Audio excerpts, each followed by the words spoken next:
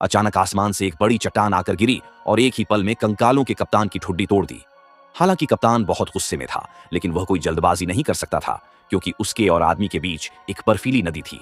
आदमी यही सोच रहा था कि इस मौके का फायदा उठाकर कंकालों को खत्म कर देगा, पर जैसे ही वह दोबारा हमला करने ही वाला था, एक अजीब घटना हो गई। जहां चट्टान गिरी थी वहां की बर्फ पर कोई असर नहीं पड़ा।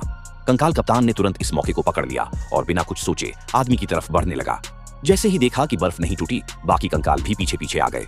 अब कुछ लोगों ने तलवार और ढालें टकराई। लगने लगा कि अब हालात बुरे हो सकते हैं, तो सभी ने अपनी अपनी हथियार निकाल लिए। चूंकि वे लोग बहादुर और युद्ध कुशल थे, इसलिए कंकाल उनके सामने टिक ही नहीं पाए। हर कुछ वार में वे नीचे गिरा दिए जाते।